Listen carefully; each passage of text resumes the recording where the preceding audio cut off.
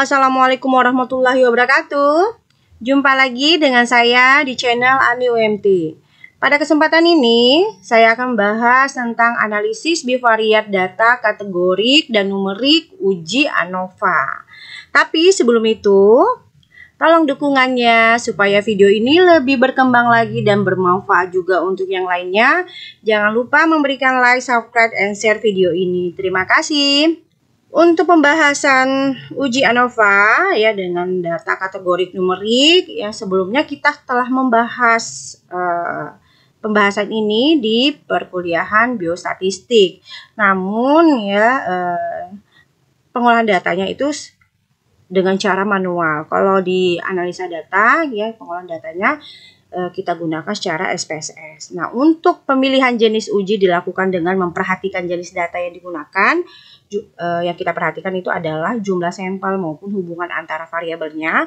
Secara garis besar di sini saya sudah membuatkan tabel ya supaya lebih sederhana ya untuk pemilihan uji statistik yang dapat digunakan dalam pengolahan analisis bivariat. Agar memenuhi uji ANOVA, kita pelajari dulu arti dari uji ANOVA. Nah, ini pelajaran sudah kita pelajari di biostatistik ya. Namun di sini sedikit mereview ya tentang ANOVA, yang mana ANOVA ini merupakan singkatan dari analisis of varian. Analisis of varian adalah salah satu uji komparatif yang digunakan untuk menguji perbedaan mean atau rata-rata data lebih dari dua kelompok. Jika untuk menguji perbedaan rata-rata antara dua kelompok independen digunakan uji T, maka melakukan uji terhadap perbedaan rata-rata antara tiga kelompok independen atau lebih, kita tidak boleh menggunakan uji T berulang-ulang. Misalnya kita ingin mengetahui apakah ada perbedaan rata-rata hasil antara tiga kelompok intervensi, atau apakah ada perbedaan rata-rata berat badan bayi lahir menurut tingkat pendidikan ibu, di tingkat pendidikan rendah, tingkat pendidikan menengah, dan tingkat pendidikan tinggi. Dalam menganalisis data seperti ini, lebih dari dua kelompok berarti ya. Jadi sangat tidak dianjurkan menggunakan uji T. Ada dua kelemahan jika menggunakan uji T, yaitu pertama, kita harus melakukan pengujian berulang kali sesuai kombinasi yang mungkin. Kedua, bila menggunakan atau melakukan uji T berulang-ulang akan meningkatkan inflasi nilai alfa. Inflasi nilai alfa itu sebesar 1 kurang dalam kurung 1 kurang alfa kurung N. Artinya akan meningkatkan peluang mendapatkan hasil yang keliru.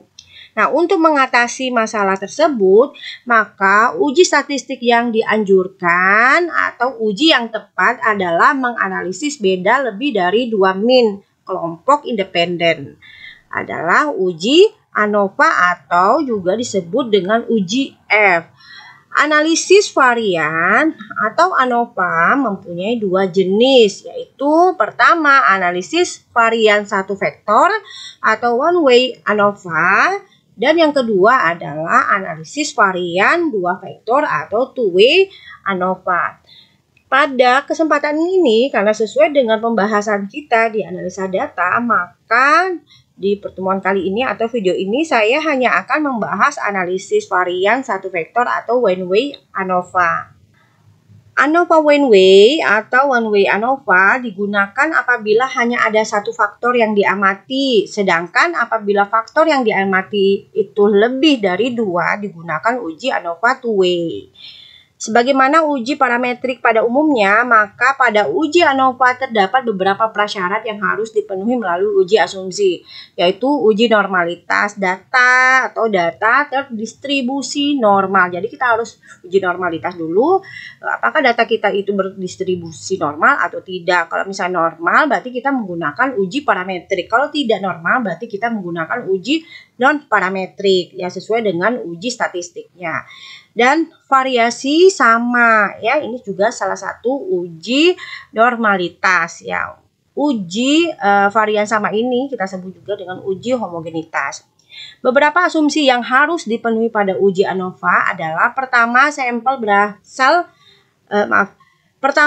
berasal dari kelompok yang independen. Kedua, varian antara kelompok harus homogen. 3. Data masing-masing kelompok berdistribusi normal. Asumsi yang pertama harus dipenuhi pada saat pengambilan sampel yang dilakukan secara random terhadap beberapa atau lebih dua kelompok yang independen, yang mana nilai pada satu kelompok tidak tergantung pada nilai di kelompok yang lainnya. Sedangkan pemenuhan terhadap asumsi kedua dan ketiga dapat dicek jika data telah dimasukkan ke dalam komputer. Jika asumsi ini tidak terpenuhi, dapat dilakukan transformasi terhadap data. Apabila proses transformasi tidak juga dapat memenuhi asumsi ini, maka uji ANOVA tidak valid untuk dilakukan. Sehingga harus menggunakan uji non-parametrik, misalnya Kruskal-Wallis. Baik, untuk selanjutnya kita akan melakukan perhitungan ANOVA, one way ANOVA dengan perbantuan SPSS.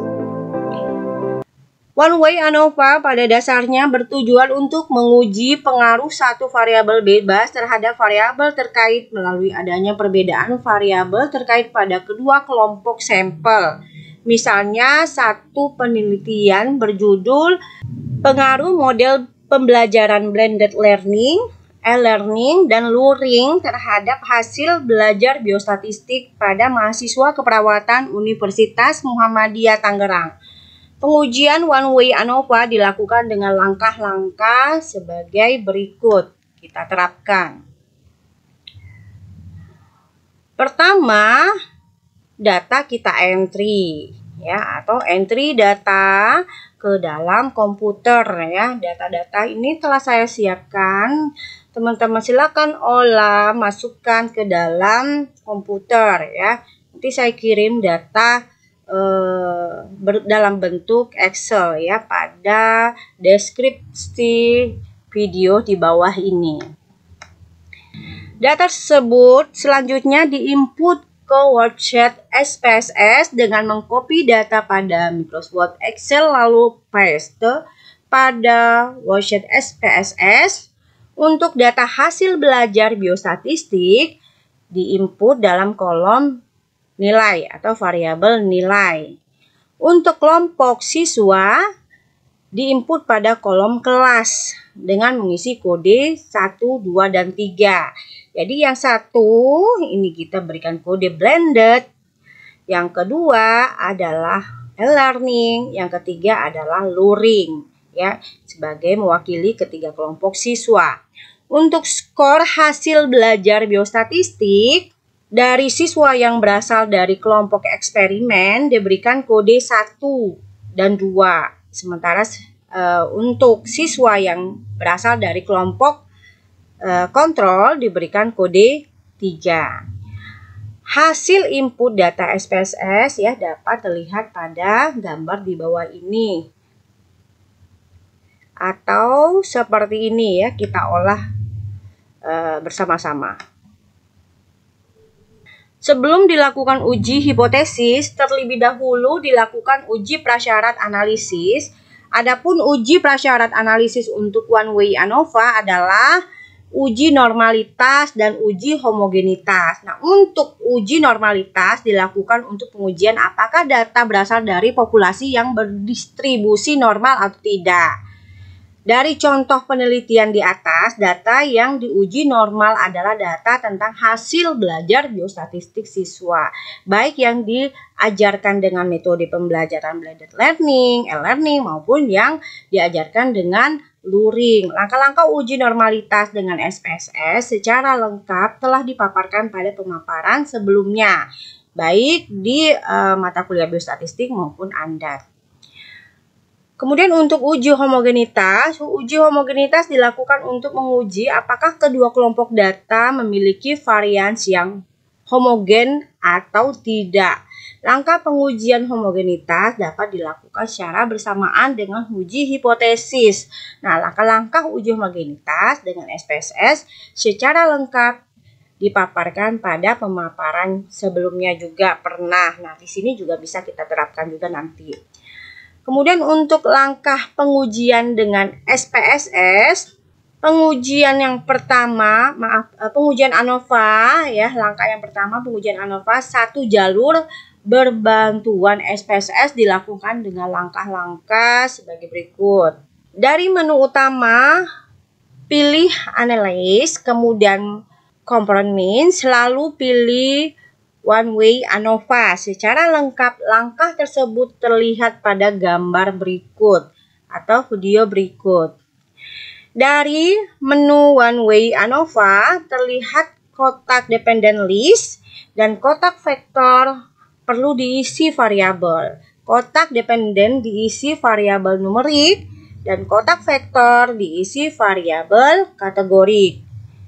Pada contoh kasus kita di atas, berarti pada kolom dependen diisi variabel nilai mahasiswa dan pada kotak vektor diisi variabel kelas metode belajar ya, seperti di bawah ini. Langkah berikutnya, klik post-hoc pada pilihan ini, maka muncul kotak dialog One Way ANOVA ya, post-hoc multiple comparison, pilih Turkey, kemudian klik continue, kemudian klik option, maka muncul kotak dialog One Way ANOVA, kemudian pilih option, berikan tanda centang pada description and homogeneity of variant test, lalu klik continue. Langkah terakhir adalah klik OK. Maka akan muncul output SPSS yang dibutuhkan dalam analisis ANOVA satu vektor atau One Way ANOVA. Bagaimana cara kita menginterpretasi output analisis One Way ANOVA dengan SPSS? Yang pertama, kita harus melihat perbedaan rata-rata nilai hasil belajar dengan 3 metode pembelajaran yang berbeda. Di sini kita lihat ya, berdasarkan output SPSS di atas dapat terlihat perbedaan rata-rata nilai mahasiswa dari ketiga metode pembelajaran yang berbeda dengan rincian. Sebagai yang pertama, rata-rata nilai mahasiswa dengan metode pembelajaran blended learning sebesar 84,30. Kemudian yang berikutnya adalah rata-rata nilai mahasiswa dengan metode pembelajaran e-learning sebesar 76,7.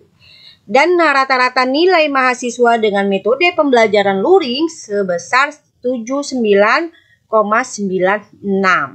Dengan demikian, maka secara deskriptif dapat disimpulkan bahwa nilai mahasiswa dengan metode pembelajaran blended learning sebesar 84,30.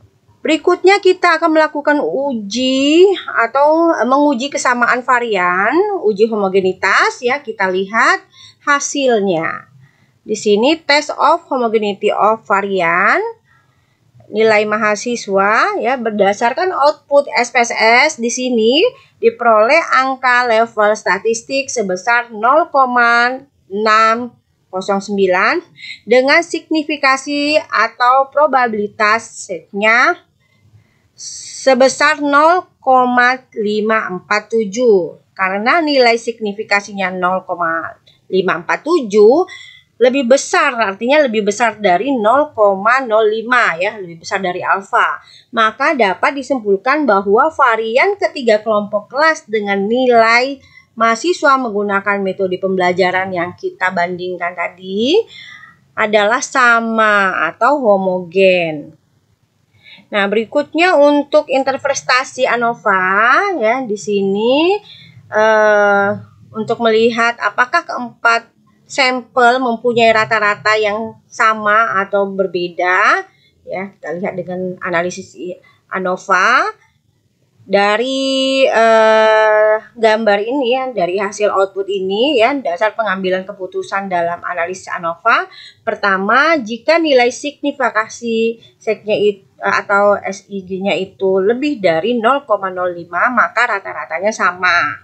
Jika dinilai signifikasinya setnya itu kurang dari 0,05, maka rata-rata berbeda. Nah, di sini setnya itu berdasarkan output ANOVA di sini ya, kita lihat nilai setnya itu sebesar 0,001 ya. Lebih kecil dari 0,05, sehingga dapat disimpulkan bahwa rata-rata ketiga kelompok penilaian mahasiswa dengan metode belajar tersebut berbeda secara signifikan.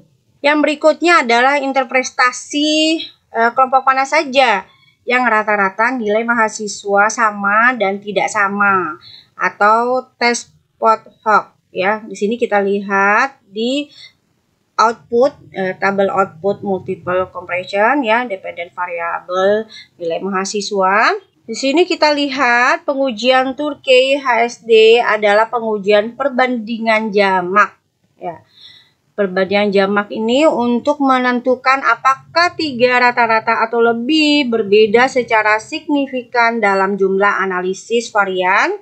Sebagai contoh, kita membandingkan rata-rata nilai mahasiswa dengan metode belajar blended learning dengan learning. Angka perbedaan rata-rata untuk nilai mahasiswa dengan metode belajar tersebut ya adalah 8,130. Angka ini diperoleh dari nilai rata-rata pada output deskriptif. Untuk nilai rata-rata mahasiswa dengan metode blended sebesar 84,30 dikurangi dengan nilai rata-rata mahasiswa yang menggunakan metode e-learning sebesar 76,17. Sementara itu, perbedaan rata-rata nilai mahasiswa berkisar antara 3,38 ya, kita lihat di kolom low bounds, sampai dengan 12,88 ya pada kolom upper bound. Pada tingkat kepercayaan 95%. Untuk menguji apakah terdapat perbedaan rata-rata kedua metode pembelajaran tersebut, maka kita harus melihat apakah nilai signifikasi hasil output SPSS lebih besar atau lebih kecil dari 0,05. Berdasarkan output di sini ya, dilihat ya, kita ketahui nilai setnya itu sebesar 0,000 ya, berarti lebih kecil dari 0,05, maka dapat disimpulkan bahwa nilai mahasiswa dengan metode belajar blended learning dan learning adalah tidak sama, dan perbedaan rata-rata nilai mahasiswa secara deskriptif antara kedua metode belajar tersebut signifikan. Selanjutnya, untuk membandingkan kelompok yang lainnya dilakukan dengan cara yang sama ya, seperti cara di atas. Silakan kalian atau teman-teman terapkan sendiri di rumah.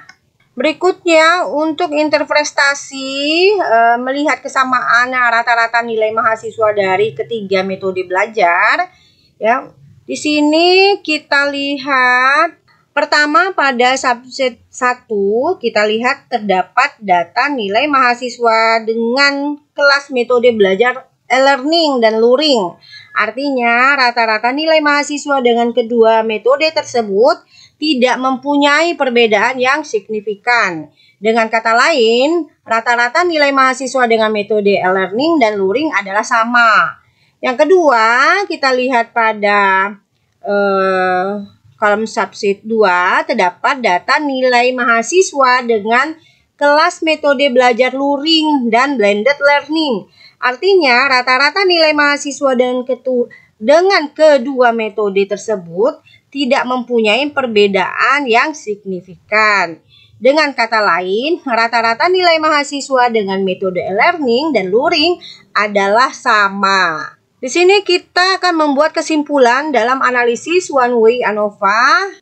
Dalam riset eksperimen kita ini ya, hanya rata-rata nilai mahasiswa yang menggunakan metode belajar blended learning dan learning saja yang berbeda. Sedangkan rata-rata nilai mahasiswa dengan metode belajar yang lainnya adalah sama. Dengan demikian, variabel kelas dengan metode belajar hanya berpengaruh secara signifikan terhadap perbedaan rata-rata nilai mahasiswa dengan metode blended learning dan learning. Berikutnya untuk penyajian uji one way ANOVA. Ya, di sini saya telah membuatkan tabel ya untuk gambaran hasil atau cara penyajian data hasil uji one way ANOVA.